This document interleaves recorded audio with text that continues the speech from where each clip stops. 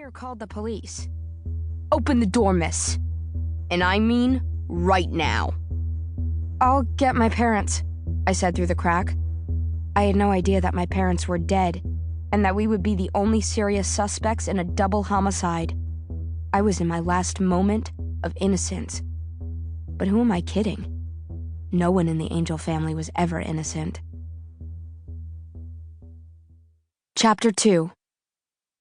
Open up, or my partner will kick down the door, Hachette Face called out.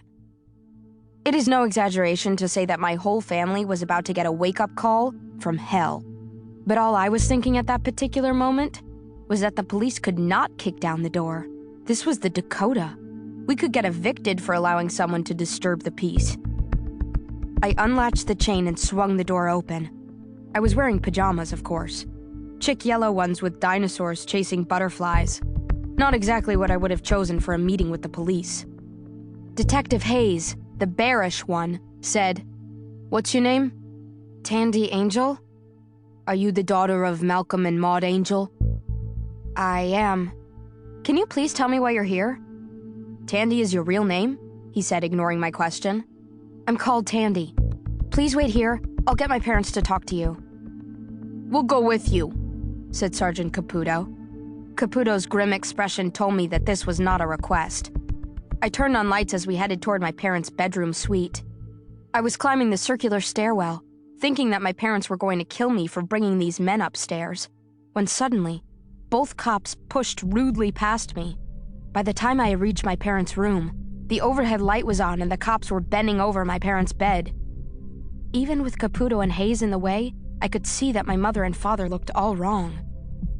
Their sheets and blankets were on the floor, and their nightclothes were bunched under their arms, as if they'd tried to take them off.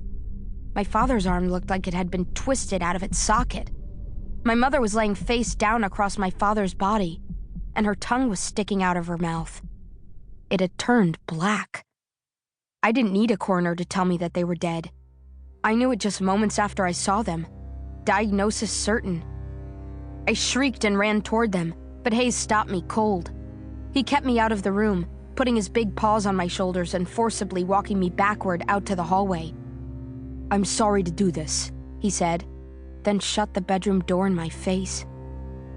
I didn't try to open it. I just stood there, motionless, almost not breathing. So, you might be wondering why I wasn't bawling, screeching, or passing out from shock and horror. Or why I wasn't running to the bathroom to vomit, or curling up in the fetal position, hugging my knees and sobbing, or doing any of the things that a teenage girl who's just seen her murdered parents' bodies ought to do. The answer is complicated, but here's the simplest way to say it. I'm not a whole lot like most girls. At least, not from what I can tell. For me, having a meltdown was seriously out of the question. From the time I was 2, when I first started speaking in paragraphs that began with topic sentences, Malcolm and Maud had told me that I was exceptionally smart. Later, they told me that I was analytical and focused, and that my detachment from watery emotion was a superb trait. They said that if I nurtured these qualities, I would achieve or even exceed my extraordinary potential. And this wasn't just a good thing, but a great thing. It was the only thing that mattered, in fact. It was a challenge, and I had accepted it. That's why I was more prepared for this catastrophe than most kids my age would be. Or maybe any kids my age.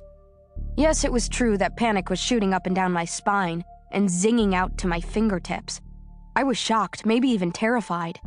But I quickly tamped down the screaming voice inside my head and collected my wits, along with the few available facts. 1, my parents had died in some unspeakable way. 2, someone had known about their deaths and called the police. 3, our doors were locked, and there had been no obvious break-in. Aside from me, my brothers Harry and Hugo, and my mother's personal assistant, Samantha, were the only ones home. I went downstairs and got my phone. I called both my Uncle Peter and our lawyer, Philippe Montaigne. Then I went to each of my siblings' bedrooms, and to Samantha's too. And somehow, I told them each the inexpressibly horrible news that our mother and father were dead, and that it was possible they'd been murdered.